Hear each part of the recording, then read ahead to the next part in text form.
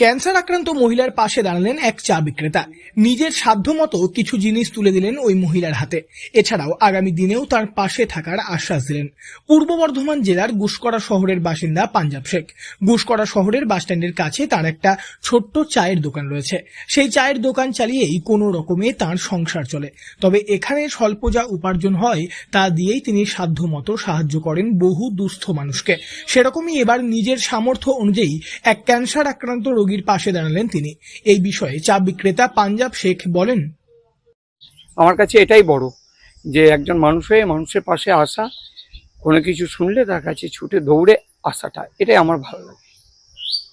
এই যে আপনার নিজের ঠিক মতো ভাবে সংসার চলে না, লড়াই করে জীবন যুদ্ধে লড়াই করছেন আপনি, তারপরেও আপনি বহু মানুষের উপকার করেন, নিজের সাধ্য মতন গিয়ে পাশে দাঁড়ান। সাধারণ মানুষ কি বলেন এবং পরিবারের তরফ থেকে কি শুনতে হয়? আমার পরিবারের তরফ থেকে আমাকে ফুল সাপোর্ট করে। আর সাধারণ মানুষ কেউ সাপোর্ট, অনেকেই করে, আবার অনেকেই করে না। যারা করে না সেটা তাদের পার্সোনাল ব্যাপার, তাদেরকেও আমি ধন্যবাদ জানাই। আর যারা আমাকে সাপোর্ট করে আমি ওনাদেরকেও ধন্যবাদ জানাই।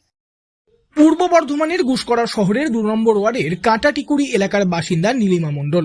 মাত্র 24 বছর বয়সেই তিনি ক্যান্সার আক্রান্ত হয়ে পড়েছেন। পরিবারে রয়েছে তার স্বামী এবং একটা 3 বছরের বাচ্চা। আর্থিক অবস্থা খুবই খারাপ, কোনো রকমে চলছে তার চিকিৎসা। ক্যান্সার আক্রান্ত এই মহিলার খবর শুনে গুসকরা পৌরসভার চেয়ারম্যানও তার কাছে গিয়েছিলেন এবং সাহায্য করেছেন। তারপরই এবার সাহায্যের হাত বাড়িয়ে দিলেন চা বিক্রেতা পাঞ্জাব শেখ।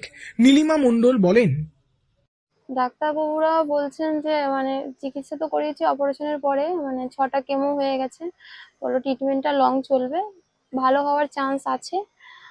এখন 12টা স্পেশাল কেমো দিতে হবে আর 10 বছর ওষুধ কন্টিনিউ করতে হবে।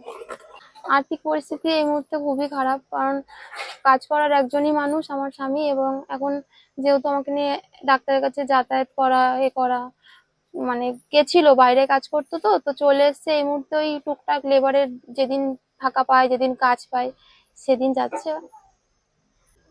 আমার অনেক ধন্যবাদ আমাকে সাহায্য করার জন্য, আমার পাশে দাঁড়ানোর জন্য। চা বিক্রেতার এহেন কর্মকাণ্ড সত্যিই বেশ প্রশংসনীয়। খুব বেশি আর্থিক সাহায্য না করতে পারলেও তিনি তার সামর্থ্য অনুযায়ী পাশে দাঁড়িয়েছেন। চা বিক্রেতা পাঞ্জাব শেখের কথায় বিপদের সময় মানুষ হয়ে মানুষের পাশে দাঁড়ানো উচিত। পূর্ব বর্ধমান থেকে বনোয়ারিলাল চৌধুরী, লোকাল 18 বাংলা।